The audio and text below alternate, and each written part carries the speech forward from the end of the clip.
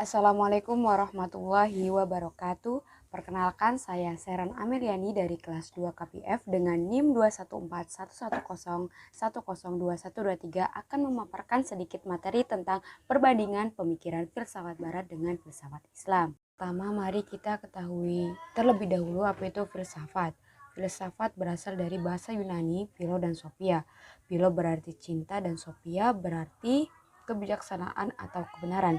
Sedangkan menurut istilah, filsafat diartikan sebagai upaya manusia untuk memahami secara radikal dan integral serta sistematik mengenai Tuhan, alam semesta, dan manusia, sehingga dapat menghasilkan pengetahuan tentang bagaimana hakikatnya yang dapat dicapai oleh akal manusia dan bagaimana sikap itu seharusnya dicapai dalam pengetahuan tersebut. Lalu dalam filsafat terbagi menjadi beberapa pemikiran. Nah, yang akan saya bahas pada materi saya saat ini adalah ada dua, yaitu pemikiran barat dan pemikiran filsafat Islam. Yang pertama adalah pemikiran filsafat barat. Pemikiran filsafat barat yaitu pemikiran secara radikal Yunani kuno yang terfokus pada pemikiran asal kejadian alam secara rasional serta harus berdasarkan logika, yaitu paham yang menekankan pemikiran sebagai sumber utama pengetahuan dan pemegang otoritas terakhir bagi penentuan kebenaran. Yang kedua, ada pemikiran filsafat Islam. Apa itu? Pemikiran filsafat Islam adalah filsafat yang bercorak Islami yang dalam bahasa Inggris dibahasakan menjadi Islami filosofi. Dengan demikian, filsafat Islam adalah cara berpikir secara bebas atau radikal yang beradaptasi dengan makna, corak, dan karakter yang dapat memberikan keselamatan dan kedamaian hati. Lalu dalam perkembangannya pasti ada tokoh yang luar biasa dalam mengembangkan. Siapa sih tokoh yang berpengaruh dalam perkembangan filsafat? Oke, yang pertama kita bahas adalah tokoh filsafat barat terlebih dahulu. Sebenarnya banyak tokoh filsuf barat yang terkenal, namun kali ini saya akan membahas tentang Socrates. Sedikit gambaran dari Socrates. Socrates lahir di Athena pada tahun 470 sebelum Masehi dan meninggal pada tahun 399 sebelum Masehi. Dalam ajaran filosofisnya, Socrates tidak pernah menuliskan ajarannya melainkan dengan praktek atau perbuatan dalam kehidupan. Dikatakan bahwa ia tidak pernah berbuat zalim dan pandai menguasai dirinya, sehingga ia tidak pernah khilaf dalam menimbang baik dan buruk.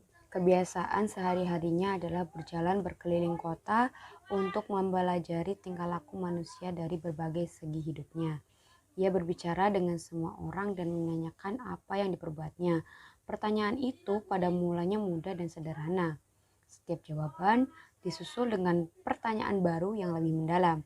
Tujuan Socrates melalui pertanyaan-pertanyaan tersebut adalah untuk mengajar orang-orang mencari kebenaran. Cara yang dilakukan Socrates adalah untuk membantah ajaran kaum sofis yang menyatakan bahwa kebenaran yang sebenarnya tidak akan tercapai. Oleh karena itu, tiap-tiap pendirian dapat dibenarkan dengan jalan retorika. Apabila orang yang banyak sudah setuju, maka dianggap sudah benar. Dengan cara begitu, pengetahuan menjadi dangkal.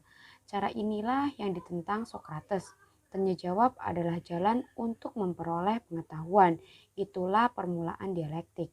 Dialektik asal katanya dialog, artinya bersoal jawab antara dua orang. Ia selalu berkata, yang ia ketahui cuma satu, yaitu bahwa ia tidak tahu. Socrates diajukan ke pengadilan dengan dua tuduhan. Yang pertama, ia dianggap telah menolak dewa-dewa yang diakui negara dan telah memunculkan dewa-dewa baru. Dan yang kedua, ia telah menyesatkan dan merusak moral kaum muda. Ia pun meninggal di penjara sebagai tahanan. Dalam mencari kebenaran, selalu dilakukan dengan berdialog. Dengan cara tanya jawab, kebenaran harus lahir dari jiwa kawan yang merupakan lawan bicaranya. Ia tidak mengajarkan, melainkan menolong seseorang mengeluarkan apa yang tersimpan di dalam hatinya. Sebab itu, metodenya disebut maitik, menguraikan. Karena Socrates mencari kebenaran dengan cara tanya jawab yang kemudian dibulatkan dengan pengertian, maka jalan yang ditempuhnya adalah metode induktif dan definisi. Induksi yang dimaksud Socrates adalah memperbandingkan secara kritis. Ia tidak berusaha mencapai yang umumnya dari jumlah satu-satunya. Ia mencari persamaan dan diuji pula dengan saksi dan lawan saksi. Begitulah Sokrates mencapai pengertian dengan melalui induksi sampai pada definisi. Definisi yaitu pembentukan pengertian yang bersifat dan berlaku umum. Induksi dan definisi menuju pengetahuan yang berdasarkan pengertian. Model mencari kebenaran dengan cara berdialog atau tanya jawab. Tercapai pula tujuan yang lain yaitu membentuk karakter. Oleh karena itu, Sokrates mengatakan bahwa budi adalah tahu.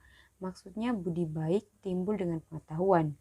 Budi ialah tahu adalah intisari dari ajaran etika Sokrates. Orang yang berpengetahuan dengan sendirinya berbuat baik, paham etikanya ini merupakan kelanjutan dari metodenya. Induksi dan definisi menuju kepada pengetahuan yang berdasarkan pengertian. Dari mengetahui beserta keinsafan moral tidak mesti timbul budi. Siapa yang mengetahui hukum mestilah bertindak sesuai dengan pengetahuannya. Tidak mungkin ada pertentangan antara keyakinan dan perbuatan. Oleh karena budi berdasarkan atas pengetahuan, maka budi dapat dipelajari. Penjelasan di atas memberikan penegasan bahwa ajaran etika Sokrates bersifat intelektual dan rasional. Oleh karena itu, budi adalah tahu, maka siapa yang tahu akan kebaikan dengan sendirinya mesti harus berbuat yang baik. Apa yang hakikatnya baik adalah juga baik untuk siapapun. Oleh karena itu, menuju kebaikan adalah yang sebaik-baiknya untuk mencapai kesenangan hidup. Menurut Sokrates, manusia itu pada dasarnya baik, seperti dengan segala benda yang ada itu ada tujuannya. Begitu juga dengan hidup manusia. Keadaan dan tujuan manusia adalah kebaikan sifatnya dan kebaikan budinya. Lalu yang kedua adalah tokoh filsuf Islam yang sangat berpengaruh pada filsafat Islam di Arab pertama kalinya, yaitu Al-Kindi atau Al-Kindus. Al-Kindi lahir di Kufah yang sekarang adalah Irak pada tahun 801 Masehi, pada masa Khalifah Harun ar-Rasyid pada tahun 786. Nama Al-Kindi sendiri dinisbahkan kepada marga atau suku leluhurnya, salah satunya suku besar zaman para Islam. Al-Kindi melewati masa kecilnya di Kufah dengan menghafal Al-Quran, mempelajari tata bahasa Arab dan ilmu hitung. Kecenderungan Al-Kindi lebih mengarah pada ilmu pengetahuan dan filsafat. Al-Kindi banyak menerjemahkan buku filsafat, menjelaskan hal-hal yang pelik dan meringkaskan secara canggih teori-teorinya. Hal itu dapat dilakukan karena Al-Kindi diyakini menguasai secara baik bahasa Yunani dan Syria, bahasa Indo karya-karya filsafat saat itu. Berkat kemampuannya itu, Al-Kindi mampu memperbaiki hasil-hasil terjemahan orang lain.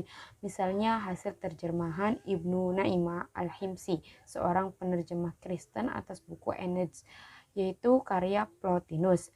Buku Eneas inilah yang di kalangan pemikiran Arab kemudian disalahpahami sebagai buku teologi karya Aristoteles. Dalam upaya menyikapi warisan filsafat Yunani, karya-karya Al-Kindi jelas menunjukkan bahwa ia tertarik pada pemikiran Aristoteles dan Plato. Bahkan kedua nama filosof ini sering disebut-sebut dalam karyanya. Terlepas dari kekurangan Al-Kindi dalam penguasaan bahasa Yunani, Al-Kindi melalui terjemahan yang didapatnya mampu mempelajari karya besar Aristoteles yang berjudul Metafisik, serta menuliskan komentarnya atas karya-karya ini. Tidak hanya cukup sampai pada penulisan komentar metafisik saja, oleh karena itu melalui penelusuran karya-karya Al-Kindi, para sejarawan menetapkan bahwa Al-Kindi merupakan filosof pertama yang menyelami disiplin filsafat dengan menggunakan bahasa Arab sebagai media pengantarnya. Kontribusi terbesar yang diberikan Al-Kindi adalah terbukanya pintu-pintu filsafat bagi para ilmuwan muslim. Umat muslim pada zaman dahulu amat menentang untuk mempelajari ilmu filsafat karena dikhawatirkan akan menyebabkan berkurangnya rasa hormat kepada Tuhan. Namun Al-Kindi mencoba membangun nilai filsafat dan mendesak mereka agar menoleransi gagasan-gagasan dari luar Islam. Nah, dalam pemikiran ini Al-Kindi dalam karyanya Kamiyah Kutub Aristoteles memaparkan perbedaan antara doktrin agama dan filsafat sebagai berikut. Yang pertama, filsafat merupakan bagian dari humaniora yang dicapai para filosof melalui proses panjang pembelajaran, sedangkan agama adalah ilmu ketuhanan yang menempati tingkatan tertinggi karena diperoleh tanpa proses pembelajaran dan hanya diterima secara langsung oleh para rasul melalui proses pewahyuan. Lalu yang kedua, jawaban filsafat menunjukkan ketidakpastian dan memerlukan perenungan yang mendalam. Sedangkan agama lewat kitab suci memberikan jawaban yang pasti dan meyakinkan. Filsafat menggunakan metode logika, sedangkan agama mendekati persoalan manusia dengan keimanan. Nah, itulah penjelasan-penjelasan singkat yang dapat saya sampaikan.